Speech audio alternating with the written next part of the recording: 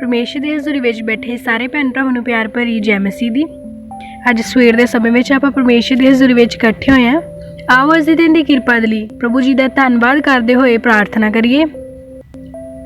Hallelujah hallelujah hallelujah hallelujah. ਧੰਨਵਾਦ ਧੰਨਵਾਦ ਧੰਨਵਾਦ ਪਿਤਾ ਪਰਮੇਸ਼ਰ, ਸਰਵ ਸ਼ਕਤੀਮਾਨ ਜਿੰਦਾ ਪਰਮੇਸ਼ਰ, ਤੁਹਾਡਾ ਧੰਨਵਾਦ ਕਰਦੇ ਹਾਂ, ਤੁਹਾਡੀ ਤਾਰੀਫ ਕਰਦੇ ਹਾਂ, ਤੁਹਾਡੇ ਨਾਮ ਨੂੰ ਮਹਿਮਾ ਅਤੇ ਵਡਿਆਈ ਦਿੰਦੇ ਹਾਂ ਮੇਰੇ ਪ੍ਰਭੂ ਜੀ। ਤੁਹਾਡੀ ਪਾਵਨ ਹਜ਼ੂਰੀ ਵਿੱਚ ਝੁਕਦੇ ਹਾਂ ਮੇਰੇ ਪਿਤਾ ਪਰਮੇਸ਼ਰ। ਅੱਜ ਦੇ ਸੁੰਦਰ ਦਿਨ ਦੇ ਲਈ ਤੁਹਾਡਾ ਧੰਨਵਾਦ ਕਰਦੇ ਹਾਂ ਪਿਤਾ। ਰਾਤ ਭਰ ਤੁਸੀਂ ਸਾਨੂੰ ਸੰਭਾਲ ਕੇ ਰੱਖਿਆ ਮੇਰੇ ਪ੍ਰਭੂ ਜੀ, ਮਿੱਠੀ ਪਿਆਰੀ ਨੀਂਦ ਦਿੱਤੀ ਮੇਰੇ ਪਿਤਾ ਪਰਮੇਸ਼ਰ। ਪ੍ਰਭੂ ਤੁਹਾਡਾ ਧੰਨਵਾਦ ਕਰਦੇ ਹਾਂ ਪ੍ਰਭੂ ਜੀ। ਅਸੀਂ ਆਪਣੇ ਦਿਨ ਦੇ ਸਾਰੇ ਭਲਾਂ ਨੂੰ ਤੁਹਾਡੇ ਤਾਕਤਵਰ ਹੱਥਾਂ ਵਿੱਚ ਸੌਂਪ ਦਿੰਦੇ ਹਾਂ। ਅਸੀਂ ਵਿਸ਼ਵਾਸ ਕਰਦੇ ਕਿ ਜਿੱਦਾਂ ਰਾਤ ਦੇ ਵੇਲੇ ਤੁਸੀਂ ਸਾਨੂੰ ਸੰਭਾਲ ਕੇ ਰੱਖਿਆ, ਦਿਨ ਦੇ ਵੇਲੇ ਵੀ ਤੁਸੀਂ ਸਾਨੂੰ ਸੰਭਾਲ ਕੇ ਰੱਖੋਗੇ ਪਿਤਾ। ਆਪਣੇ ਸਵਰਗ ਦੂਤਾਂ ਨੂੰ ਸਾਡੇ ਲਈ ਹੁਕਮ ਦਿਓ ਕਿ ਉਹ ਸਾਡੇ ਸਾਰੇ ਰਾਸਤੇ ਵਿੱਚ ਸਾਡੀ ਮਦਦ ਸਹਾਇਤਾ ਕਰਨ।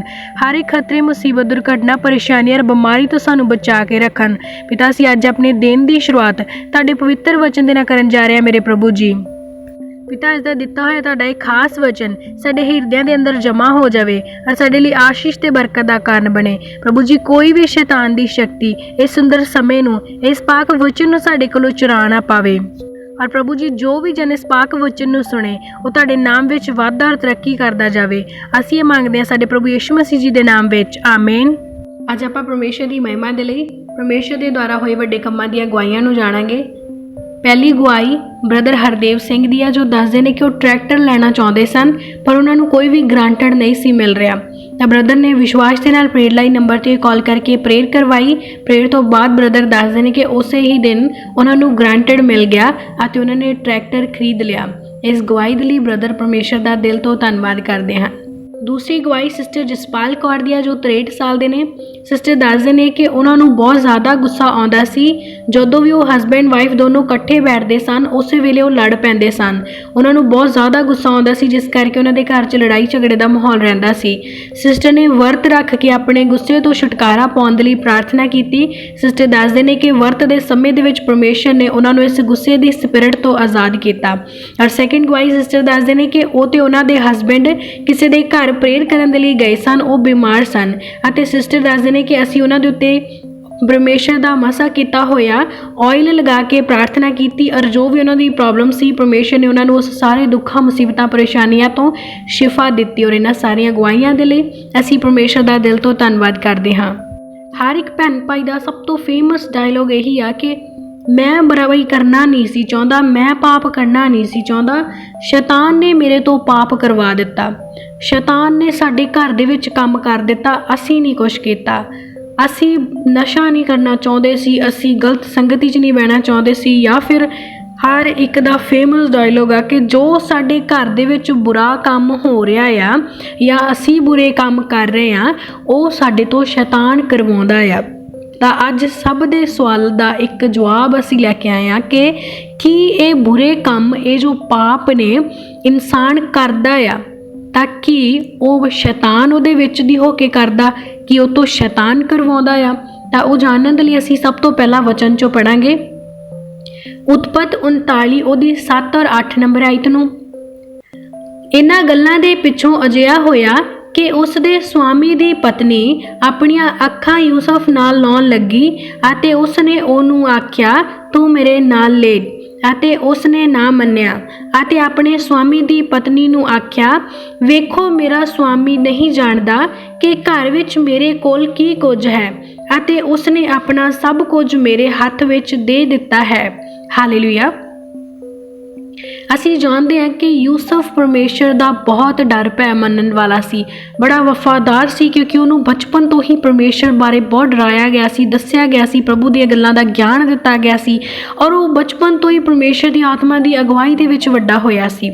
ਈਵਨ ਕਿ ਉਹਦੇ ਦੋਸਤ ਸੀ, ਜੋ ਉਹਦੇ ਆਪਣੇ ਸਕੇ ਭਰਾ ਸੀ, ਉਹ ਵੀ ਉਹਦੇ ਨਾਲ ਵੈਰ ਰੱਖਦੇ ਹੁੰਦੇ ਸੀ। ਈਵਨ ਕਿ ਉਹਨਾਂ ਨੇ ਉਹਨੂੰ ਖੱਡਾ ਪੱਟ ਕੇ ਸਿੱਟ ਦਿੱਤਾ, ਉਹਦੇ ਵਿੱਚ ਉਹਨੂੰ ਵੇਚ ਦਿੱਤਾ ਔਰ ਉਹਦੇ ਨਾਲ ਕਾਫੀ ਬੁਰਾ ਬਿਹੇਵ ਕੀਤਾ। ਪਰ ਉਹ ਫਿਰ ਵੀ ਪਰਮੇਸ਼ਰ ਦਾ ਡਰ ਭੈ ਮੰਨਣ ਵਾਲਾ ਤੇ ਪਰਮੇਸ਼ਰ ਦੀ ਆਗਿਆ ਦੇ ਵਿੱਚ ਚੱਲਣ ਵਾਲਾ ਪਰਸਨ ਸੀ। ਤਾਂ ਯੂਸਫ ਸੀ ਜੋ ਉਹ ਵੇਖਣ 'ਚ ਕਾਫੀ ਸੋਹਣਾ ਸੀ, ਕਾਫੀ ਸੋਹਣਾ ਸੁਨੱਖਾ ਹੋਣ ਦੇ ਕਰਕੇ ਜਿਸ ਜਗ੍ਹਾ 'ਤੇ ਉਹ ਕੰਮ ਕਰਦਾ ਸੀ ਉਹਦੇ ਸਵਾਮੀ ਦੀ ਪਤਨੀ ਨੂੰ ਉਹ ਚੰਗਾ ਲੱਗਾ ਅਤੇ ਉਹਨੇ ਯੂਸਫ ਨੂੰ ਆਪਣੇ ਨਾਲ ਗਲਤ ਸੰਬੰਧ ਬਣਾਉਣ ਦੇ ਲਈ ਕਿਹਾ। ਪਰ ਯੂਸਫ ਨੇ ਕੀ ਉਹਨੂੰ ਆਖਿਆ, ਉਹਨੇ ਉਹਨੂੰ ਸਿੱਧਾ ਮਨਾ ਕਰ ਦਿੱਤਾ। ਇੱਕ ਵਿਆਹੀ ਔਰਤ ਦੇ ਨਾਲ ਗਲਤ ਸੰਬੰਧ ਬਣਾਉਣਾ ਪਰਮੇਸ਼ਰ ਦੀ ਨਿਗਾਹ ਦੇ ਵਿੱਚ ਪਾਪ ਆ। ਔਰ ਹੋ ਸਕਦਾ ਕਿ ਉਸ ਔਰਤ ਨੂੰ ਇਸ ਗੱਲ ਕਰਨ ਦੇ ਲਈ ਕਿਸੇ ਨਾ ਕਿਸੇ ਦੁਆਰਾ ਇਨਕਰੇਜ ਕੀਤਾ ਗਿਆ ਹੋਵੇ, ਜਿੱਦੇ ਅਸੀਂ ਕਹਿ ਦਿੰਦੇ ਹਾਂ ਕਿ ਸ਼ੈਤਾਨ ਨੇ ਸਾਡੇ ਮਨ 'ਚ ਵਿਚਾਰ ਪਾਈ, ਸ਼ੈਤਾਨ ਨੇ ਸਾਡੇ ਤੋਂ ਪਾਪ ਕਰਵਾ ਦਿੱਤਾ। ਤਾਂ ਉਹ ਸ਼ੈਤਾਨ ਹੋ ਸਕਦਾ ਉਹਦੇ ਮਨ ਦੇ ਵਿੱਚ ਇਹ ਵਿਚਾਰ ਪਾ ਰਿਹਾ ਹੋਵੇ, ਪਰ ਉਸ ਸਮੇਂ ਅਗਰ ਸ਼ੈਤਾਨ ਔਰਤ ਦੇ ਮਨ 'ਚ ਵਿਚਾਰ ਪਾ ਰਿਹਾ ਸੀ ਤਾਂ ਮਰਦ ਦੇ ਮਨ ਦੇ ਵਿੱਚ ਵੀ ਲਾਲਚ ਹੋ ਜਾਂਦਾ। ਹੋ ਸਕਦਾ ਸੀ ਯੂਸਫ ਦੇ ਮਨ ਦੇ ਵਿੱਚ ਇਹ ਸਭ ਅਗਰ ਕਿਸੇ ਨੂੰ ਕੋਈ ਕਹਿੰਦਾ ਤਾਂ ਨੈਚੁਰਲ ਜੀ ਗੱਲ ਆ ਕਿ ਬੰਦਾ ਕਿਸੇ ਨਾ ਕਿਸੇ ਤਰੀਕੇ ਦੁਆਰਾ ਹੋ ਸਕਦਾ ਉਹਦੀਆਂ ਗੱਲਾਂ 'ਚ ਆ ਹੀ ਜਾਂਦਾ। ਪਰ ਯੂਸਫ ਧਰਮੀ ਸੀ, ਪਰਮੇਸ਼ਰ ਦਾ ਭੈ ਮੰਨਣ ਵਾਲਾ ਸੀ। ਯੂਸਫ ਨੇ ਉਹਨੂੰ ਸਿੱਧਾ ਮਨਾ ਕੀਤਾ, ਕਹਿੰਦਾ ਕਿ ਮੈਂ ਆਪਣੇ ਸੁਆਮੀ ਦਾ ਵਫਾਦਾਰ ਹਾਂ, ਕਿ ਮੇਰੇ ਸੁਆਮੀ ਨੇ ਮੈਨੂੰ ਸਾਰੀਆਂ ਚੀਜ਼ਾਂ 'ਤੇ ਅਧਿਕਾਰ ਦਿੱਤਾ ਆ, ਤਾਂ ਮੈਂ ਇਹ ਕੰਮ ਨਹੀਂ ਕਰਾਂਗਾ। ਤਾਂ ਕਲੀਅਰ ਵਰਡਸ ਦੇ ਵਿੱਚ ਸਾਨੂੰ ਇਹ ਪਤਾ ਲੱਗਦਾ ਕਿ ਸ਼ੈਤਾਨ ਸਾਡੇ ਸਾਹਮਣੇ ਪ੍ਰੀਖਿਆ ਲੈ ਕੇ ਆ ਸਕਦਾ ਆ, ਸਾਡੇ ਸਾਹਮਣੇ ਸਿਚੁਏਸ਼ਨ ਕ੍ਰੀਏਟ ਕਰ ਸਕਦਾ, ਪਰ ਸਾਡਾ ਹੱਥ ਫੜ ਕੇ ਕੋਈ ਕੰਮ ਸਾਤੋਂ ਨਹੀਂ ਕਰਵਾ ਸਕਦਾ। ਸਾਡੇ ਸਰੀਰ ਦੇ ਉੱਤੇ, ਸਾਡੇ ਦਿਮਾਗ ਦੇ ਉੱਤੇ, ਸਾਡੀਆਂ ਸੋਚਾਂ ਦੇ ਉੱਤੇ ਸਾਡਾ ਆਪਣਾ ਕੰਟਰੋਲ ਹੈਗਾ ਆ। ਦੁਨੀਆ ਦੇ ਵਿੱਚ ਬਹੁਤ ਸਾਰੇ ਲੋਕ ਵਿਭਚਾਰ ਕਰ ਰਹੇ ਆ, ਪਰ ਸਾਰੇ ਤਾਂ ਨਹੀਂ ਨਾ। ਬਹੁਤ ਲੋਕ ਨੇ ਜੋ ਚੋਰੀਆਂ ਕਰਦੇ ਆ, ਪਰ ਸਾਰੇ ਨਹੀਂ ਕਰਦੇ। ਬਹੁਤ ਲੋਕ ਆ ਜੋ ਭੀਖ ਮੰਗਦੇ ਆ, ਪਰ ਸਾਰੇ ਤਾਂ ਨਹੀਂ ਨਾ ਮੰਗਦੇ। ਜਿਹੜੇ ਮੰਗ ਰਹੇ ਆ ਉਹਨਾਂ ਨੇ ਆਪਣਾ ਕੰਟਰੋਲ ਗਵਾ ਦਿੱਤਾ, ਉਹਨਾਂ ਨੇ ਆਪਣੀ ਜਿਹੜੀ ਉਹ ਸ਼ਰਮ ਸੀ ਉਹ ਗਵਾ ਦਿੱਤੀ ਕਿ ਮੈਨੂੰ ਮੰਗਦਿਆਂ ਸ਼ਰਮ ਨਹੀਂ ਆਉਂਦੀ, ਮੈਂ ਮੰਗ ਸਕਦਾ। ਪਰ ਸਾਨੂੰ ਤਾਂ ਆਉਂਦੀ ਆ ਨਾ।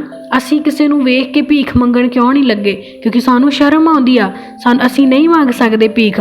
ਬਹੁਤ ਸਾਰੇ ਲੋਕ ਚੋਰੀਆਂ ਕਰਦੇ ਆ, 2 ਨੰਬਰ ਦੇ ਕੰਮ ਕਰਦੇ ਆ, ਅਸੀਂ ਕਿਉਂ ਨਹੀਂ ਕਰਦੇ? ਕਿਉਂਕਿ ਸਾਨੂੰ ਨਹੀਂ ਚੰਗਾ ਲੱਗਦਾ, ਸਾਡਾ ਮਨ ਇਹ ਕੰਮ ਨੂੰ ਮੰਨਦਾ ਹੀ ਨਹੀਂ। ਤਾਂ ਜੇ ਸ਼ੈਤਾਨ ਉਹਦੇ ਮਨ 'ਚ ਵਸ ਕੇ ਉਹਦੇ ਤੋਂ 2 ਨੰਬਰ ਦਾ ਕੰਮ ਕਰਵਾ ਰਿਹਾ, ਤੇ ਅਸੀਂ ਕਿੱਡੇ ਕੁ ਧਰਮੀ ਆ ਜਿਹੜਾ ਉਹ ਸਾਡੇ 'ਤੇ ਕਬਜ਼ਾ ਨਹੀਂ ਕਰ ਪਾ ਰਿਹਾ। ਅਸੀਂ ਕਿੰਨਾ ਕੁ ਖਰੇ ਬੰਦੇ ਆ ਪਰਮੇਸ਼ਰ ਦੇ ਵਿੱਚ, ਜੋ ਸ਼ੈਤਾਨ ਸਾਡੇ ਹੱਥ ਫੜ ਕੇ ਤੁਹਾਨੂੰ ਨਹੀਂ ਲੈ ਗਿਆ ਕਿ ਜਾਓ ਚੋਰੀ ਕਰੋ। ਇਹਦਾ ਮਤਲਬ ਸਾਡੇ ਸਰੀਰ ਦੇ ਉੱਤੇ ਸਾਡਾ ਆਪਣਾ ਕੰਟਰੋਲ ਹੈਗਾ। ਅਸੀਂ ਕਰਦੇ ਆ ਆਪਣੀ ਜਿਹੜੀ ਚੀਜ਼ ਸਾਨੂੰ ਬੁਰੀ ਲੱਗਦੀ ਆ, ਅਸੀਂ ਨਹੀਂ ਕਰਦੇ। ਬਹੁਤ ਸਾਰੇ ਧਰਮੀ ਆ ਜਿਹੜੇ ਦੁਆਵਾਂ ਕਰਦੇ ਆ ਤੇ ਉਹ ਸ਼ਰਾਬ ਵੀ ਪੀਂਦੇ ਆ। ਉਹ ਕਹਿ ਦਿੰਦੇ ਕਿ ਅਸੀਂ ਪੀ ਲੈਂਦੇ ਹਾਂ ਕਿਉਂਕਿ ਕਦੇ ਕਦੇ ਸਾਡੇ 'ਤੇ ਸ਼ੈਤਾਨ ਅਟੈਕ ਕਰ ਜਾਂਦਾ। ਕਿਉਂ ਕਰ ਜਾਂਦਾ? ਕਿਉਂਕਿ ਉਹ ਖੁਦ ਆਪਣਾ ਕੰਟਰੋਲ ਉਹਦੇ ਹੱਥਾਂ 'ਚ ਦੇ ਹੀ ਬੈਠੇ ਆ। ਸਾਡੇ ਮਨ ਦਾ ਲਾਲਚ ਜਿਹੜਾ ਨਾ ਉਹ ਸਾਨੂੰ ਦੱਬ ਲੈਂਦਾ ਆ। ਸ਼ੈਤਾਨ ਸਾਡਾ ਹੱਥ ਫੜ ਕੇ ਸਾਡੇ ਹੱਥ 'ਚ ਗਲਾਸ ਨਹੀਂ ਫੜਾਉਂਦਾ, ਜਾਂ ਸਾਡੇ ਹੱਥ ਨੂੰ ਖੁਦ ਸਾਡੇ ਮੂੰਹ ਤੱਕ ਨਹੀਂ ਲੈ ਕੇ ਜਾਂਦਾ ਵੀ ਪੀ ਲਾ ਵੇ, ਹੱਥੋਂ ਸਾਡਾ ਫੜ ਲੈਂਦਾ। ਸਾਡਾ ਆਪਣਾ ਕੰਟਰੋਲ ਆ ਨਾ। ਜਾਂ ਮਰਦ ਕਹਿਣਗੇ, ਜਿਹਦੇ ਕਿਸੇ ਦੇ ਘਰ 'ਚ ਦੁੱਖ, ਚਿੰਤਾ, ਪਰੇਸ਼ਾਨੀ, ਕਹਿਣਗੇ ਸਾਨੂੰ ਟੈਨਸ਼ਨ ਬਹੁਤ ਆ ਜੀ, ਅਸੀਂ ਤਾਂ ਪੀਂਦੇ ਆ। ਤਾਂ ਕੀ ਔਰਤਾਂ ਨੂੰ ਟੈਨਸ਼ਨ ਨਹੀਂ ਹੁੰਦੀ? ਕੀ ਔਰਤਾਂ ਨੂੰ ਦੁੱਖ ਨਹੀਂ ਹੁੰਦਾ?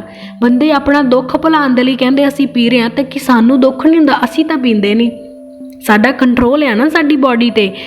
ਕਲੀਅਰ ਵਰਡ ਵਿੱਚ ਫਾਈਨਲ ਡਿਸੀਜ਼ਨ ਇਹ ਆ ਕਿ ਸ਼ੈਤਾਨ ਸਿਰਫ ਸਿਚੁਏਸ਼ਨ ਕ੍ਰੀਏਟ ਕਰ ਸਕਦਾ, ਪਾਪ ਸਾਡਾ ਹੱਥ ਫੜ ਕੇ ਕਰਵਾ ਨਹੀਂ ਸਕਦਾ। ਕਰਨਾ ਨਾ ਕਰਨਾ ਉਹ ਸਾਡੇ 'ਤੇ ਡਿਪੈਂਡ ਆ।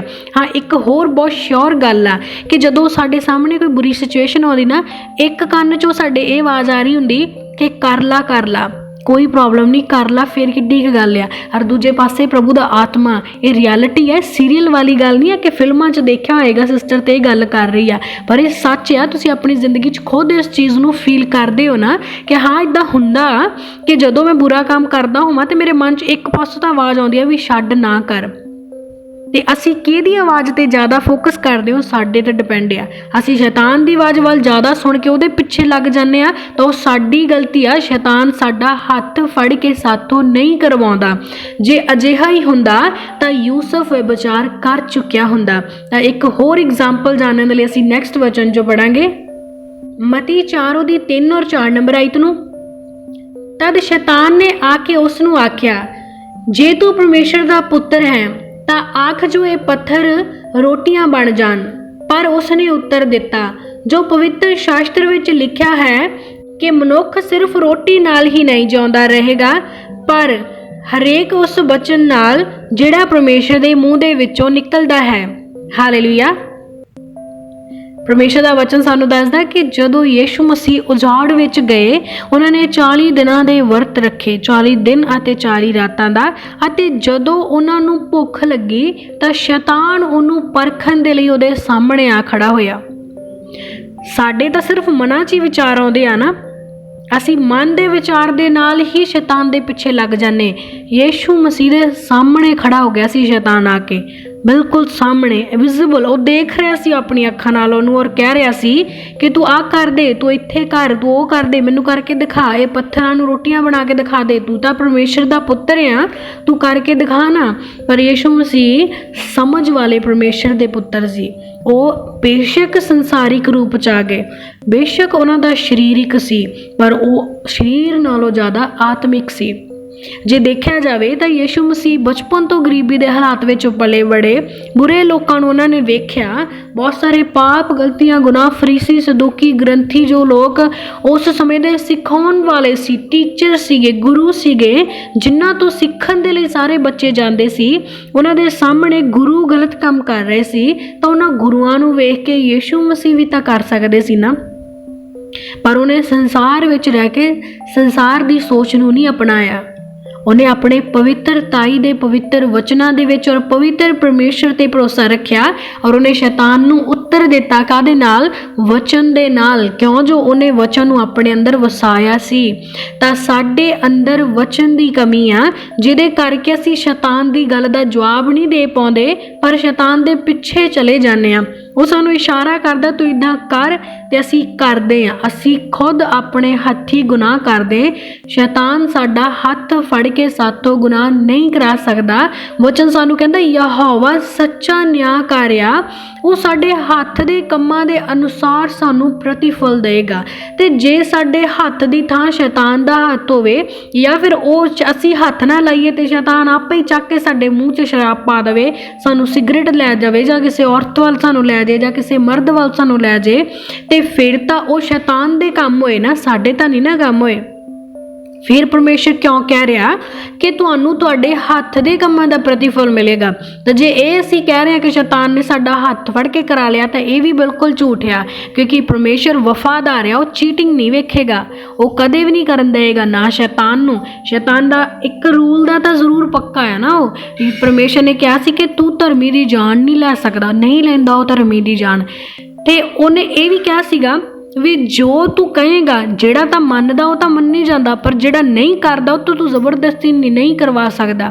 ਉਹ ਨਹੀਂ ਕਰਾ ਸਕਦਾ ਕਿਉਂਕਿ ਪਰਮੇਸ਼ਰ ਦਾ ਰੂਲ ਆ, ਉਹ ਨਹੀਂ ਤੋੜ ਸਕਦਾ। ਉਹ ਬੇਈਮਾਨ ਬੇਸ਼ੱਕ ਆ, ਪਰ ਪ੍ਰਭੂ ਤੋਂ ਬਾਹਰ ਨਹੀਂ ਹੈਗਾ। ਉਹ ਪਰਮੇਸ਼ਰ ਦੇ ਜੋ ਕਿਹਾ ਉਦੋਂ ਵੱਧ ਕੇ ਉਹ ਕਰ ਨਹੀਂ ਸਕਦਾ। ਉਹ ਸਿਰਫ ਸਾਡੇ ਸਾਹਮਣੇ ਸੀਨ ਕ੍ਰੀਏਟ ਕਰ ਸਕਦਾ ਵੀ ਇੱਦਾਂ ਕਰੋ, ਇਹਦੇ ਨਾਲ ਫਾਇਦਾ ਹੋਏਗਾ, ਜੇ ਤੂੰ ਐਂ ਕਰੇਂਗਾ ਤੈਨੂੰ ਇੰਨਾ ਪ੍ਰੋਫਿਟ ਹੋਏਗਾ, ਜੇ ਤੂੰ ਆਹ ਕੰਮ ਕਰੇਂਗਾ ਤੇਰਾ ਜ਼ਿਆਦਾ ਨੁਕਸਾਨ ਵੀ ਨਹੀਂ ਹੋਏਗਾ, ਤੈਨੂੰ ਜ਼ਿਆਦਾ ਮਿਹਨਤ ਵੀ ਨਹੀਂ ਕਰਨੀ ਪਏਗੀ। ਕਿਸੇ ਦਾ ਨੁਕਸਾਨ ਹੁੰਦਾ ਹੋ ਜਾਵੇ, ਪਰ ਉਹ ਤਾਂ ਸਾਡੇ ਆਪਣੇ ਮਨ ਦੀ ਸੋਚ ਆ ਨਾ ਕਿ ਅਸੀਂ ਕਿਸੇ ਦਾ ਨੁਕਸਾਨ ਕਰਕੇ ਆਪਣਾ ਜ਼ਿਆਦਾ ਫਾਇਦਾ ਲੈਣਾ ਜਾਂ ਫਿਰ ਅਸੀਂ ਆਪਣੀ ਮਿਹਨਤ ਦੀ ਖੱਟਣੀ ਆ। ਜਿੱਦਾਂ ਆਪਾਂ ਫਸਟ ਵਚਨ ਦੇ ਵਿੱਚ ਹੀ ਕਿਹਾ ਕਿ ਬਹੁਤ ਸਾਰੇ ਚੋਰ ਆ, ਪਰ ਅਸੀਂ ਚੋਰ ਕਿਉਂ ਨਹੀਂ ਹੈਗੇ? ਕਿਉਂਕਿ ਸਾਡਾ ਸਾਡੇ ਸਰੀਰ ਤੇ ਕੰਟਰੋਲ ਆ। ਬਹੁਤ ਸਾਰੇ ਵਿਭਚਾਰੀ ਆ, ਅਸੀਂ ਵਿਭਚਾਰੀ ਕਿਉਂ ਨਹੀਂ ਹੈਗੇ? ਕਿਉਂਕਿ ਸਾਡਾ ਸਾਡੇ ਆਪਣੇ ਆਪ ਤੇ ਕੰਟਰੋਲ ਹੈਗਾ ਆ। ਬਹੁਤ ਸਾਰੇ ਕੀ ਕਰਦੇ? ਝੂਠ ਬੋਲਦੇ, ਖੂਨ ਕਰਦੇ, ਕੁੱਟਮਾਰ ਕਰਦੇ। ਅਸੀਂ ਕਿਉਂ ਨਹੀਂ ਕਰਦੇ? ਕਿਉਂਕਿ ਸਾਨੂੰ ਸਮਝ ਹੈਗੀ ਆ। ਤੇ ਜੇ ਸਾਨੂੰ ਅੱਧੀਆਂ ਗੱਲਾਂ ਦੀ ਸਮਝ ਹੈਗੀ ਆ ਤੇ ਅੱਧੀਆਂ ਗੱਲਾਂ ਤੋਂ ਅਸੀਂ ਨਾ ਸਮਝ ਆ, ਤਾਂ ਉੱਥੇ ਅਸੀਂ ਕਹਿ ਦਿੰਦੇ ਕਿ ਬਾਕੀ ਕੰਮਾਂ 'ਚ ਵੀ ਤਾਂ ਸਾਨੂੰ ਸਮਝ ਹੈਗੀ ਆ, ਇਕੱਲੇ ਇਸ ਕੰਮ 'ਚ ਹੀ ਸ਼ੈਤਾਨ ਕਿਵੇਂ ਸਾਡੇ 'ਚ ਕੰਮ ਕਰ ਜਾਂਦਾ? ਕਿਉਂਕਿ ਜਿੱਥੇ ਅਸੀਂ ਕਮਜ਼ੋਰ ਆ ਉੱਥੇ ਹੀ ਅਟੈਕ ਹੋਏਗਾ। ਔਰ ਅਟੈਕ ਹੋਏਗਾ ਸਿਰਫ ਖਿਆਲਾਂ ਦੇ ਨਾਲ, ਸਿਰਫ ਸੀਨ ਕ੍ਰੀਏਟ ਕੀਤਾ ਜਾਏਗਾ। ਇਹ ਨਹੀਂ ਹੈਗਾ ਕਿ ਸ਼ੈਤਾਨ ਨੇ ਸਾਡੇ ਵਿੱਚ ਵੜ ਕੇ ਸਾਡੇ ਸ਼ਬਦ ਮੂੰਹ 'ਚੋਂ ਆਪੇ ਬੋਲਣ ਲੱਗ ਗਿਆ। ਉਹ ਜੇ ਅਸੀਂ ਲੜਾਈ ਝਗੜੇ ਵਾਲੇ ਆ ਤਾਂ ਅਸੀਂ ਬੋਲਦੇ ਆ, ਸ਼ੈਤਾਨ ਨਹੀਂ। ਸ਼ੈਤਾਨ ਨੂੰ ਪਤਾ ਵੀ ਇਹਨੂੰ ਮੈਂ ਇੰਨਾ ਕੁ ਇਹ ਗੱਲ ਕਹਿ ਦੇਵਾਂ ਤੇ ਇੰਨੇ 'ਚ ਇਹਨੇ ਭੜਕ ਉੱਠਣਾ ਆ, ਤੇ ਉਹ ਉੱਦਾਂ ਦਾ ਸੀਨ ਕ੍ਰੀਏਟ ਕਰ ਦਿੰਦਾ। ਬੋਲਣ ਵਾਲੇ ਅਸੀਂ ਆ ਕਿਉਂਕਿ ਸਾਡਾ ਸਾਡੇ ਗੁੱਸੇ ਤੇ ਕੰਟਰੋਲ ਨਹੀਂ ਹੈਗਾ। ਅਗਰ ਕੋਈ ਪਰਸਨ ਆ ਝੂਠ ਬੋਲਦਾ ਆ, ਉਹ ਕਿੰਨਾ ਮਰਜ਼ੀ ਖਰੀ ਚਾਲ ਚੱਲਣ ਦੀ ਕੋਸ਼ਿਸ਼ ਕਰ ਲੇ, ਸ਼ੈਤਾਨ ਨੇ ਉਹਦੇ ਸਾਹਮਣੇ ਕੋਈ ਇਹੋ ਜਿਹੀ ਸਿਚੁਏਸ਼ਨ ਖੜੀ ਕਰ ਦੇਣੀ ਕਿ ਉਹ ਮਜਬੂਰ ਹੋ ਕੇ ਝੂਠ ਬੋਲ ਹੀ ਦਿੰਦਾ, ਕਿਉਂਕਿ ਉਹਦੀ ਆਦਤ ਆ। ਜਿਹੜਾ ਵਿਭਚਾਰੀ ਆ ਉਹਦੇ ਸਾਹਮਣੇ ਪਰਮੇਸ਼ਰ ਵਿਭਚਾਰ ਦੇ ਸੀਨ ਲੈ ਕੇ ਆਉਂਦਾ ਤੇ ਉਹ ਵਿਭਚਾਰ 'ਚ ਡਿੱਗੇਗਾ। ਮਤਲਬ ਕੁੱਲ ਮਿਲਾ ਕੇ ਆ ਕਿ ਸ਼ੈਤਾਨ ਇਨਕਰੇਜ ਕਰਦਾ ਸਾਨੂੰ ਕਹਿੰਦਾ ਜ਼ਰੂਰ ਆ ਵੀ ਇੱਦਾਂ ਕਰੋ, ਦਿਖਾਉਂਦਾ ਜ਼ਰੂਰ ਆ ਐਂ ਹੋਏਗਾ, ਪਰ ਉਹ ਕਰਦਾ ਕੁਛ ਵੀ ਨਹੀਂ ਆ। ਜੇ ਉਹ ਕਰਦਾ ਤਾਂ ਯੂਸਫ ਵੀ ਪਾਪ 'ਚ ਡਿੱਗ ਜਾਂਦਾ। ਜੇ ਉਹ ਖੁਦ ਕਰ ਸਕਦਾ, ਸ਼ੈਤਾਨ ਆਪਣੇ ਆਪ ਕੁਛ ਕਰਨ ਵਾਲਾ ਹੁੰਦਾ, ਤਾਂ ਯੀਸ਼ੂ ਮਸੀਹ ਵੀ ਪਾਪ 'ਚ ਡਿੱਗ ਜਾਂਦੇ। ਪਰ ਸਾਡਾ ਸਾਡੇ ਸਰੀਰ 'ਤੇ ਕੰਟਰੋਲ ਆ, ਅਸੀਂ ਉਹ ਕੰਮ ਨਹੀਂ ਕਰਨੇ ਜੋ ਸ਼ੈਤਾਨ ਸਾਨੂੰ ਕਹਿੰਦਾ ਆ। ਔਰ ਅਸੀਂ ਇਸ ਗੱਲਾਂ ਦੇ ਪਿੱਛੇ ਕਦੇ ਵਿਸ਼ਵਾਸ ਨਹੀਂ ਕਰਨਾ, ਕਦੇ ਨਹੀਂ ਇਹ ਗੱਲ ਕਹਿਣੀ ਕਿ ਸ਼ੈਤਾਨ ਸਾਡੇ 'ਤੇ ਕੰਮ ਹਮਲਾ ਕਰਦਾ ਆ, ਸ਼ੈਤਾਨ ਨੇ ਮੇਰੇ ਤੋਂ ਇਹ ਕੰਮ ਕਰਵਾ ਦਿੱਤਾ, ਕਿਉਂਕਿ ਅਸੀਂ ਝੂਠੇ ਹਾਂ। ਔਰ ਹਰ ਝੂਠੀ ਗੱਲ ਦਾ ਸਾਨੂੰ ਫਲ ਮਿਲੇਗਾ, ਔਰ ਉਸ ਫਲ ਤੋਂ ਅਸੀਂ ਡਰਦੇ ਨਹੀਂ ਕਿ ਜੇ ਅਸੀਂ ਝੂਠ ਬੋਲਦੇ ਹਾਂ, ਅਸੀਂ ਗਲਤ ਕੰਮ ਕਰਦੇ ਹਾਂ।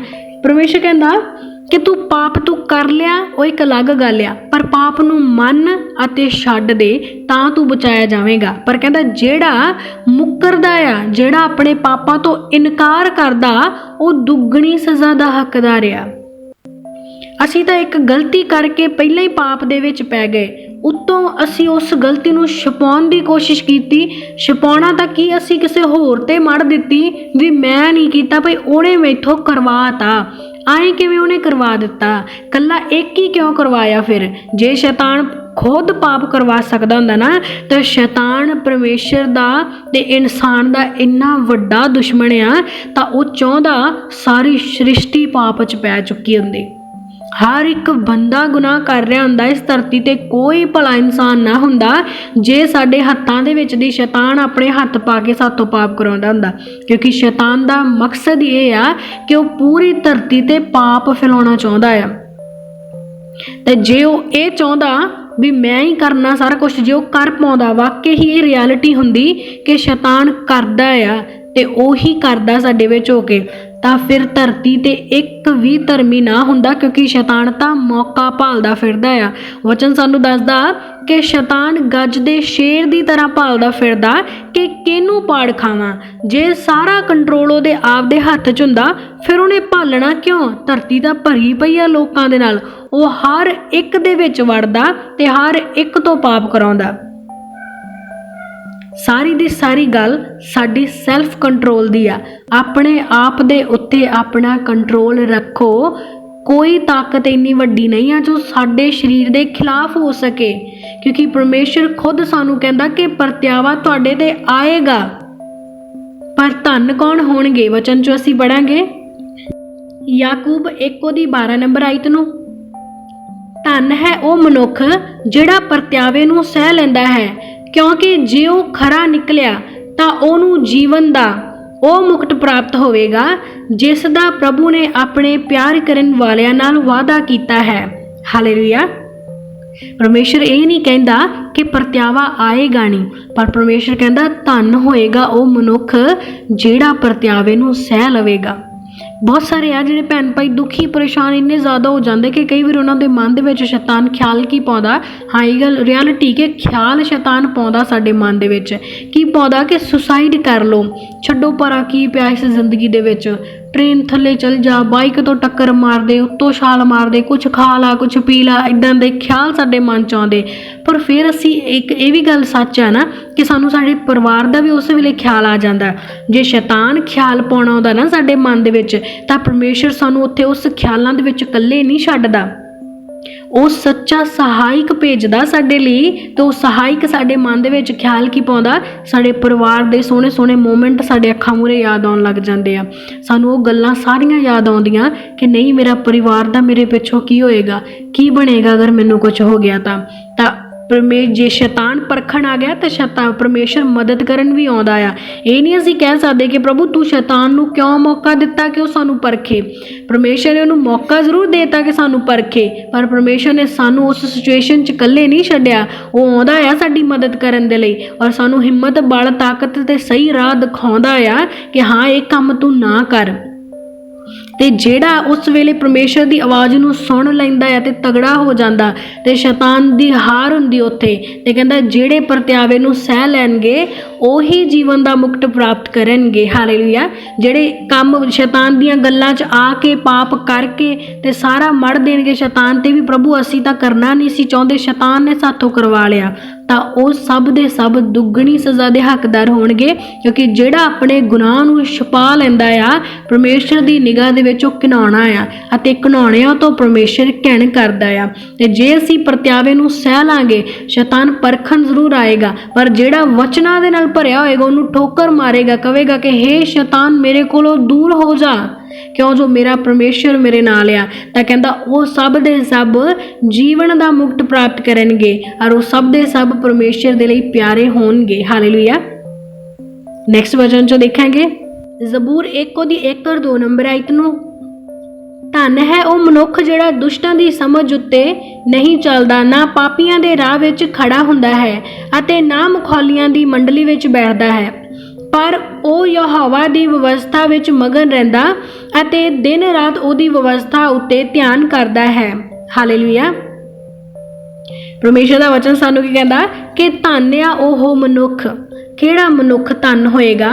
ਜਿਹੜਾ ਪਾਪੀਆਂ ਦੇ ਰਾਹ ਵਿੱਚ ਨਹੀਂ ਖੜਦਾ ਤੇ ਨਾ ਹੀ ਦੁਸ਼ਟਾਂ ਦੀ ਮੱਤ ਦੇ ਉੱਤੇ ਚੱਲਦਾ ਹੈ।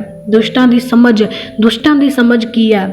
ਪਰਤਿਆਵਾ। ਜਿਹੜੀ ਸਮਝ ਸਾਡੇ ਸ਼ੈਤਾਨ ਮਨ 'ਚ ਪਾਉਂਦਾ ਆ, ਸਾਨੂੰ ਬੜੇ ਸਮਝਦਾਰ ਬਣਾਉਣ ਦੀ ਕੋਸ਼ਿਸ਼ ਕਰਦਾ ਕਿ ਸ਼ਾਰਟਕਟ ਤਰੀਕਾ ਆਹ ਆ, ਚੋਰੀ ਕਰ ਰਾਤੋਂ ਰਾਤ ਧੰਨਵਾਨ ਹੋ ਜਾ, 2 ਨੰਬਰ ਦੀ ਕਮਾਈ ਕਰ ਰਾਤੋਂ ਰਾਤ ਧੰਨਵਾਨ ਹੋ ਜਾ।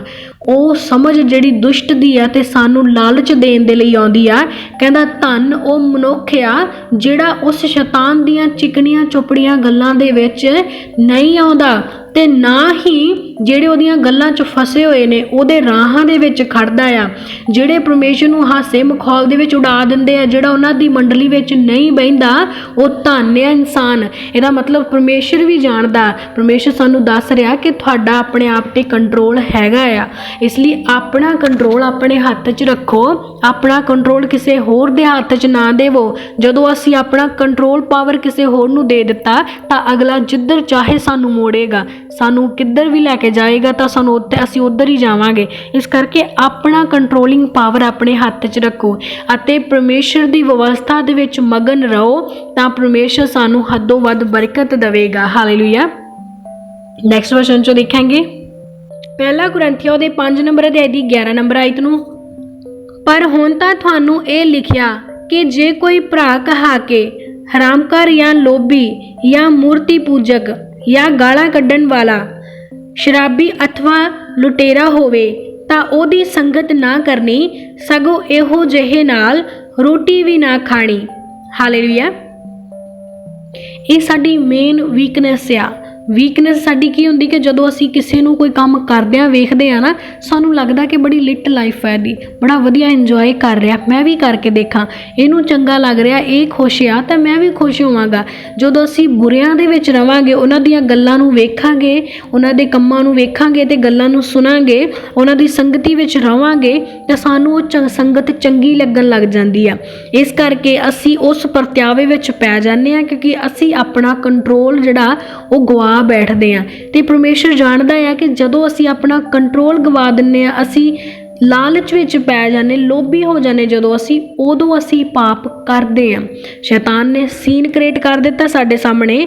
ਬਹੁਤੇ ਆ ਜਿਹੜੇ ਉਸ ਸੀਨ ਤੋਂ ਅੱਖਾਂ ਬੰਦ ਕਰਕੇ ਪ੍ਰਭੂ ਵੱਲ ਚਲੇ ਜਾਂਦੇ ਆ, ਪਰ ਬਹੁਤੇ ਆ ਜਿਹੜੇ ਉਸ ਚੀਜ਼ ਤੋਂ ਅਟਰੈਕਟ ਹੋ ਕੇ ਉਹਦੇ ਪਿੱਛੇ ਚਲੇ ਜਾਂਦੇ ਤੇ ਪਾਪ ਵਿੱਚ ਡਿੱਗ ਜਾਂਦੇ ਆ।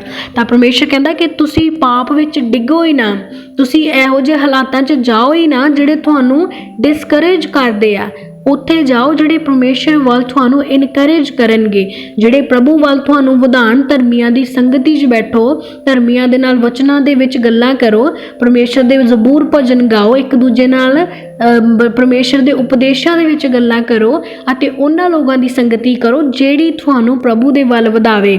ਪਰ ਕਹਿੰਦਾ ਲੋਭੀਆਂ ਦੀ, ਹੰਕਾਰੀਆਂ ਦੀ, ਮੂਰਤੀ ਪੂਜਕਾਂ ਦੀ, ਗਾਲਾਂ ਕੱਢਣ ਵਾਲਿਆਂ ਦੀ, ਸ਼ਰਾਬੀਆਂ ਦੀ ਅਤੇ ਲੁਟੇਰਿਆਂ ਦੀ ਸੰਗਤੀ 'ਚ ਤੂੰ ਨਾ ਤਾਂ ਜਾਣਾ, ਇੱਥੋਂ ਤੱਕ ਕਿ ਉਹਨਾਂ ਦੇ ਨਾਲ ਬੈਠ ਕੇ ਖਾਣਾ ਵੀ ਨਹੀਂ ਖਾਣਾ, ਉਹਨਾਂ ਦੇ ਵਿੱਚ ਤੂੰ ਬਹਿਣਾ ਹੀ ਨਹੀਂ। ਜਿਹੜੇ ਝੂਠੇ ਆ, ਲੋਭੀ ਆ, ਹੰਕਾਰੀ ਆ, ਮੂਰਤੀ ਪੂਜਕ ਆ, ਗਾਲਾਂ ਕੱਢਣ ਵਾਲੇ ਆ, ਖਾਸ ਕਰਕੇ ਸ਼ਰਾਬੀ ਅਤੇ ਲੁਟੇਰੇ, ਇਹੀ ਕੰਮ ਆ ਜਿਹੜੇ ਸਾਤੋਂ ਗਲਤ ਕਰਵਾਉਂਦੇ ਆ ਤੇ ਕਰਕੇ ਅਸੀਂ ਖੁਦ ਤੇ ਉਹਦਾ ਸਾਰਾ ਦੋਸ਼ ਕਿਸੇ ਹੋਰ ਤੇ ਮੜ ਦਿੰਨੇ ਆ, ਜਿਹਦੇ ਕਰਕੇ ਅਸੀਂ ਦੁੱਗਣੀ ਸਜ਼ਾ ਦੇ ਭਾਗੀਦਾਰ ਬਣ ਜਾਂਦੇ। ਤਾਂ ਪਰਮੇਸ਼ਰ ਨਹੀਂ ਚਾਹੁੰਦੇ ਕਿ ਅਸੀਂ ਦੁੱਗਣੀ ਸਜ਼ਾ ਦੇ ਵਿੱਚ ਜਾਈਏ, ਪਰ ਅਸੀਂ ਬਚਾ ਲੈ ਜਾਈਏ। ਇਸ ਕਰਕੇ ਉਹ ਕਹਿ ਰਿਹਾ ਕਿ ਅਜਿਹਾਂ ਦੀ ਸੰਗਤੀ ਹੀ ਨਾ ਕਰੋ। ਹਾਲੇਲੂਇਆ। ਨੈਕਸਟ ਵਚਨ 'ਚ ਦੇਖਾਂਗੇ ਦੂਸਰਾ ਤਿਮੋਥੀਸ ਉਹਦੇ 2 ਨੰਬਰ ਅਧਿਆਇ ਦੀ 26 ਨੰਬਰ ਆਇਤ ਨੂੰ, ਸੁਚੇਤ ਹੋ ਕੇ ਸ਼ੈਤਾਨ ਦੀ ਫਾਹੀ ਵਿੱਚੋਂ ਬਚ ਨਿਕਲਣ, ਜਿਨਨੇ ਉਹਨਾਂ ਨੂੰ ਆਪਣੀ ਇੱਛਾ ਪੂਰੀ ਕਰਨ ਦੇ ਲਈ ਬੰਦੀ ਬਣਾਇਆ ਹੈ। ਹਾਲੇਲੂਇਆ। ਪ੍ਰਭੂ ਕਹਿੰਦਾ ਕਿ ਉਹ ਆਪਣੀ ਇੱਛਾ ਪੂਰੀ ਕਰਨ ਦੇ ਲਈ ਸ਼ੈਤਾਨ ਤੁਹਾਨੂੰ ਬੰਦੀ ਬਣਾ ਲੈਂਦਾ। ਹੁਣ ਬੰਦੀ ਬਣਾਉਣ ਦਾ ਮਤਲਬ ਇਹ ਨਹੀਂ ਕਿ ਉਹਨੇ ਸਾਨੂੰ ਰੋਬੋਟ ਬਣਾ ਦਿੱਤਾ, ਰਿਮੋਟ ਕੰਟਰੋਲ ਬਣਾ ਦਿੱਤਾ। ਜੇ ਉਹ ਕਹੇਗਾ ਉੱਠੋ ਤੇ ਅਸੀਂ ਉੱਠਾਂਗੇ, ਜੋ ਕਹੇਗਾ ਬੈਠੋ ਤਾਂ ਬੈਠਾਂਗੇ। ਬੰਦੀ ਬਣਾਉਣ ਦਾ ਮਤਲਬ ਕਿ ਸਾਨੂੰ ਸਾਡੀਆਂ ਸੋਚਾਂ ਦੇ ਵਿੱਚ ਉਲਝਾ ਕੇ ਸਾਡੇ ਮਨ ਦੇ ਵਿੱਚ ਲਾਲਚ ਪਾ ਦਿੱਤਾ, ਲੋਭ ਪਾ ਦਿੱਤਾ। ਪਰ ਪਰਮੇਸ਼ਰ ਕੀ ਕਹਿੰਦਾ, ਸੁਚੇਤ ਹੋ ਕੇ ਸ਼ੈਤਾਨ ਦੀ ਫਾਹੀ ਦੇ ਵਿੱਚੋਂ ਬਚ ਨਿਕਲੋ। ਇਹਦਾ ਮਤਲਬ ਸੌਖਾ ਨਹੀਂਗਾ ਆਪਾਂ ਸ਼ੈਤਾਨ ਦੀ ਫਾਹੀ ਚੋਂ ਨਿਕਲਣਾ, ਪਰ ਮੁਸ਼ਕਿਲ ਵੀ ਨਹੀਂ ਹੈਗਾ ਔਰ ਨਾਮੁਮਕਿਨ ਤਾਂ ਬਿਲਕੁਲ ਵੀ ਨਹੀਂ ਹੈਗਾ, ਕਿਉਂਕਿ ਪਰਮੇਸ਼ਰ ਹੀ ਜਦੋਂ ਕਹਿ ਰਿਹਾ ਕਿ ਸ਼ੈਤਾਨ ਦੀ ਫਾਹੀ ਚੋਂ ਨਿਕਲੋ ਬਾਹਰ, ਤਾਂ ਇਹਦਾ ਮਤਲਬ ਬਾਹਰ ਨਿਕਲਣ ਦਾ ਰਾਹ ਹੈਗਾ ਆ। ਇਹ ਨਹੀਂ ਹੈਗਾ ਕਿ ਅਸੀਂ ਉਹਦੇ ਕੰਟਰੋਲ ਦੇ ਵਿੱਚ 100% ਹੀ ਚਲੇ ਗਏ ਹਾਂ। 100% ਨਹੀਂ ਹੈਗੇ, ਸਿਰਫ ਉਹਨੇ ਸਾਨੂੰ ਸਾਡੇ ਦਿਮਾਗ 'ਤੇ ਕੰਟਰੋਲ ਕਰਨ ਦੀ ਕੋਸ਼ਿਸ਼ ਕੀਤੀ, ਸਾਡੇ ਦਿਮਾਗ ਨੂੰ ਆਪਣੇ ਹਿਸਾਬ ਦੇ ਨਾਲ ਚਲਾਉਣ ਦੀ ਕੋਸ਼ਿਸ਼ ਕਰ ਰਿਹਾ ਆ ਉਹ। ਪਰ ਪਰਮੇਸ਼ਰ ਕਹਿੰਦਾ ਤੁਸੀਂ ਨਿਕਲ ਸਕਦੇ ਹੋ ਉਹਦੇ ਵਿੱਚੋਂ, ਇਸ ਕਰਕੇ ਨਿਕਲ ਆਓ। ਸੁਚੇਤ ਹੋ ਕੇ ਸ਼ੈਤਾਨ ਦੀ ਫਾਹੀ ਦੇ ਵਿੱਚੋਂ ਨਿਕਲ ਆਓ।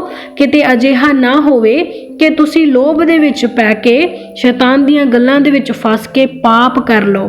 ਤਾਂ ਅਸੀਂ ਲਾਸਟ ਸ਼ਬਦ ਦੇ ਦੁਆਰਾ ਅੰਗੀਕਾਰ ਕਰਨਾ ਇਸ ਵਚਨ ਨੂੰ ਹਰ ਰੋਜ਼, ਔਰ ਉਹ ਵਚਨ ਕੀ ਅਸੀਂ ਪੜਾਂਗੇ ਜ਼ਬੂਰ ਦੀ ਪੋਥੀ ਉਹਦੀ 26 ਨੰਬਰ ਅਧਿਆਇ ਦੀ 4 ਤੋਂ ਲੈ ਕੇ 6 ਨੰਬਰ ਆਇਤ ਤੱਕ। ਮੈਂ ਨਿਕੰਮਿਆਂ ਦੇ ਸੰਗ ਨਹੀਂ ਬੈਠਾ, ਨਾ ਮੈਂ ਕਪਟੀਆਂ ਦੇ ਅੰਦਰ ਜਾਵਾਂਗਾ। ਬੁਰਿਆਂ ਦੀ ਸਭਾ ਨਾਲ ਮੈਂ ਵੈਰ ਰੱਖਿਆ ਅਤੇ ਦੁਸ਼ਟਾਂ ਦੇ ਸੰਗ ਮੈਂ ਨਹੀਂ ਬੈਠਾਂਗਾ। ਹੇ ਯਹੋਵਾ, ਮੈਂ ਆਪਣੇ ਹੱਥਾਂ ਨੂੰ ਨਿਰਮਲਤਾਈ ਦੇ ਜਲ ਨਾਲ ਧੋਵਾਂਗਾ, ਇਸ ਲਈ ਮੈਂ ਤੇਰੀ ਜਗਵੇਦੀ ਦੀ ਪਰਿਕਰਮਾ ਕਰਾਂਗਾ। ਹਾਲੇਲੂਇਆ। ਇਸ ਵਚਨ ਨੂੰ ਅਸੀਂ ਅੰਗੀਕਾਰ ਕਰਨਾ, ਜਿਹਦੇ ਨਾਲ ਸ਼ੈਤਾਨ ਦੀ ਹਰ ਹਾਲ ਦੇ ਵਿੱਚ ਹਾਰ ਹੋਏਗੀ। ਅਸੀਂ ਕੀ ਵਚਨ ਦੇ ਵਿੱਚ ਕਹਿਣਾ ਕਿ ਅਸੀਂ ਨਿਕੰਮਿਆਂ ਦੇ ਸੰਗ ਨਹੀਂ ਬੈਠੇ ਤੇ ਨਾ ਹੀ ਬੈਠਾਂਗੇ, ਕਿਉਂ ਜੋ ਸਾਡਾ ਪਰਮੇਸ਼ਰ ਸਾਥੋਂ ਨਾਰਾਜ਼ ਹੋਏਗਾ। ਉਹਨੇ ਕਿਹਾ ਕਿ ਮੁਖੌਲੀਆਂ ਦੀ ਮੰਡਲੀ 'ਚ ਨਹੀਂ ਬਹਿਣਾ, ਤਾਂ ਹੇ ਸ਼ੈਤਾਨ ਸਾਡੇ ਕੋਲੋਂ ਦੂਰ ਹੋ ਜਾ। ਅਸੀਂ ਮੁਖੌਲੀਆਂ ਦੀ ਮੰਡਲੀ 'ਚ ਨਿਕੰਮਿਆਂ ਲੋਕਾਂ ਦੇ ਵਿੱਚ ਨਹੀਂ ਬੈਠਾਂਗੇ, ਨਾ ਹੀ ਅਸੀਂ ਕਪਟੀਆਂ ਦਾ ਸੰਗ ਕਰਾਂਗੇ ਤੇ ਨਾ ਹੀ ਉਹਨਾਂ ਦੀ ਸੰਗਤੀ ਦੇ ਵਿੱਚ ਅਸੀਂ ਪੈਰ ਪਾਵਾਂਗੇ, ਕਿਉਂਕਿ ਸਾਡਾ ਨਿਸ਼ਾਨਾ ਪਰਮੇਸ਼ਰ ਆ ਅਤੇ ਅਸੀਂ ਧਰਮੀਆਂ ਦੀ ਸੰਗਤੀ 'ਚ ਹੀ ਬੈਠਾਂਗੇ। ਅਸੀਂ ਬੁਰਿਆਂ ਦੀ ਸਭਾ ਦੇ ਨਾਲ ਵੈਰ ਰੱਖਿਆ ਆ, ਕਿਉਂਕਿ ਬੁਰਾਈ ਸਾਡੇ ਤੋਂ ਕਿਤੇ ਦੂਰ ਆ।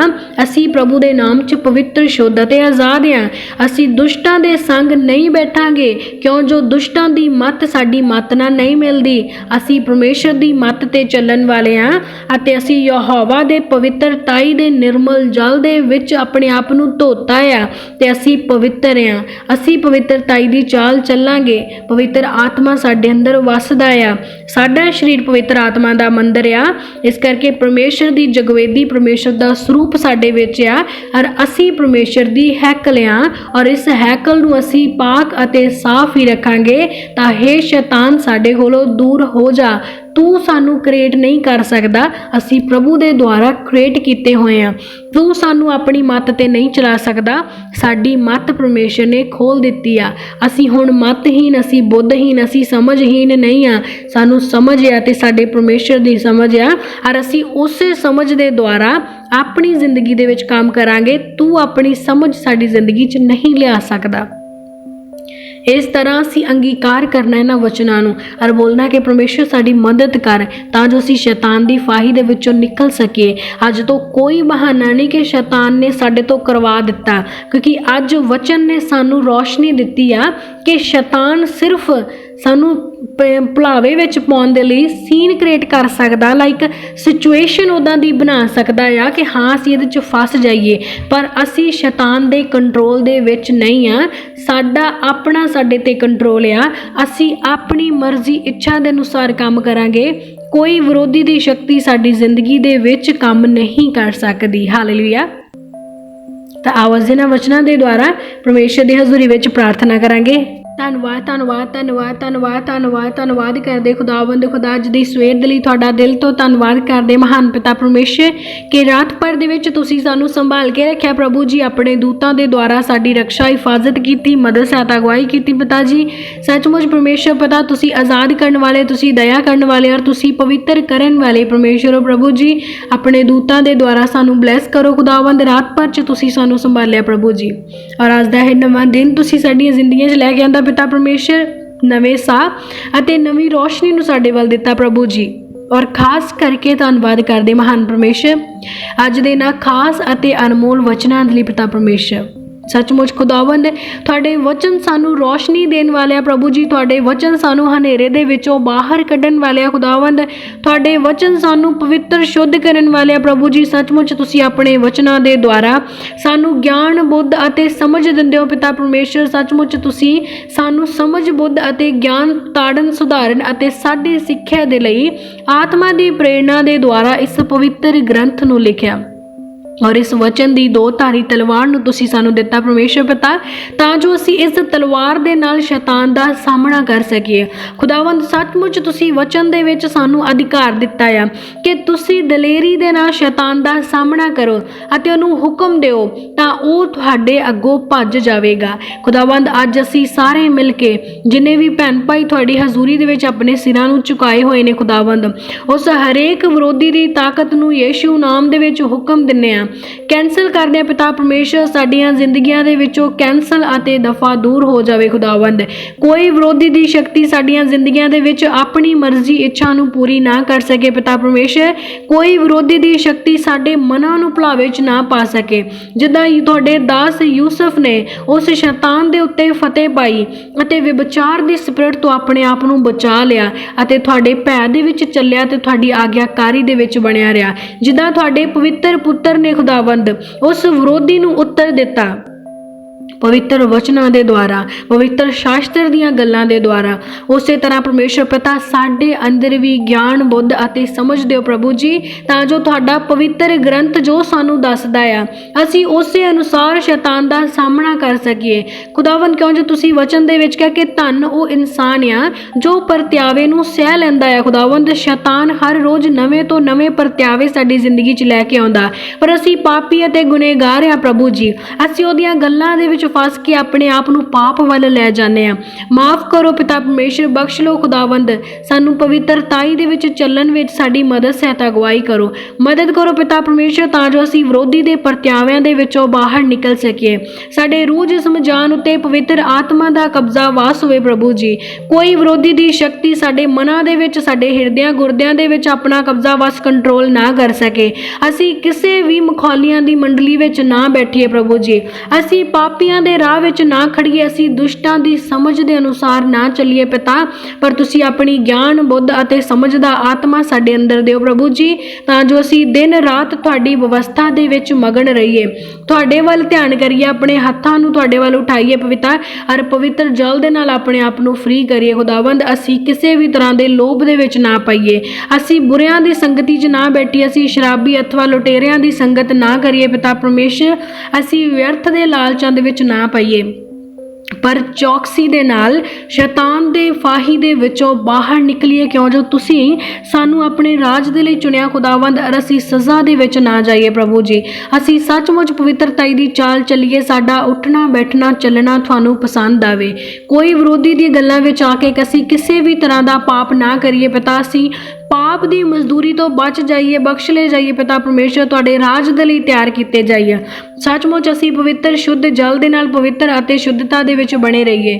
ਅਸੀਂ ਬੁਰਿਆਂ ਦੀ ਸਭਾ ਅਤੇ ਦੁਸ਼ਟਾਂ ਦੇ ਸੰਗ ਤੋਂ ਬਾਹਰ ਰਹਿ ਕੇ ਤੁਹਾਡੇ ਧਰਮੀਆਂ ਦੀ ਸੰਗਤ ਅਤੇ ਤੁਹਾਡੇ ਜ਼ਬੂਰਾਂ ਭਜਨਾਂ ਦੇ ਵਿੱਚ ਮਗਨ ਰਹੀਏ, ਤੁਹਾਡੀ ਮਹਿਮਾ ਤੁਹਾਡੀ ਵਡਿਆਈ ਕਰੀਏ। ਸਾਡੇ ਰੂਹ ਜਿਸਮ ਜਾਨ ਉੱਤੇ ਤੁਹਾਡਾ ਕਬਜ਼ਾ ਵਾਸ ਅਤੇ ਕੰਟਰੋਲ ਹੋਵੇ ਪਿਤਾ ਪਰਮੇਸ਼ਰ। ਜਿੰਨੇ ਵੀ ਭੈਣ ਭਾਈ ਅੱਜ ਤੁਹਾਡੀ ਪਵਿੱਤਰ ਹਜ਼ੂਰੀ ਵਿੱਚ ਚੁੱਕੇ ਹੋਏ ਨੇ ਪਿਤਾ ਪਰਮੇਸ਼ਰ, ਜਿਨ੍ਹਾਂ ਦੇ ਵੀ ਮਨਾਂ ਦੇ ਵਿੱਚ ਇਹ ਖਿਆਲ ਹੈ ਕਿ ਸ਼ੈਤਾਨ ਸਾਡੀ ਜ਼ਿੰਦਗੀ 'ਚ ਅਟੈਕ ਕਰਦਾ ਆ, ਅੱਜ ਇਹਨਾਂ ਸਾਰਿਆਂ ਦੀ ਜ਼ਿੰਦਗੀ ਦੇ ਵਿੱਚੋਂ ਸਾਰੇ ਸ਼ੈਤਾਨੀ ਅਟੈਕਸ ਨੂੰ ਯੀਸ਼ੂ ਨਾਮ ਦੇ ਵਿੱਚ ਕੈਂਸਲ ਕਰਦੇ ਆ ਪਿਤਾ ਜੀ। ਇਹਨਾਂ ਘਰਾਂ ਪਰਿਵਾਰਾਂ ਨੂੰ ਆਜ਼ਾਦ ਕਰਦੇ ਖੁਦਾਵੰਦ। ਤੁਹਾਡੀ ਦਇਆ ਕਿਰਪਾ ਆਸ਼ੀਸ਼ ਬਰਕਤ ਪਵਿੱਤਰ ਆਤਮਾ ਦੀ ਮਦਦ ਸਹਾਇਤਾ ਅਗਵਾਈ ਨੂੰ ਇਹਨਾਂ ਪਰਿਵਾਰਾਂ ਦੇ ਲਈ ਰਿਲੀਜ਼ ਕਰਦੇ ਹੋਏ ਪ੍ਰਭੂ ਜੀ ਇਸ ਪ੍ਰਾਰਥਨਾ ਨੂੰ ਤੁਹਾਡੇ ਸਾਮਰਥੀ ਨਾਮ ਦੇ ਵਿੱਚ ਸਾਰੇ ਹੀ ਮਿਲ ਕੇ ਮੰਗਦੇ ਹਾਂ, ਆਮੀਨ ਆਮੀਨ ਆਮੀਨ।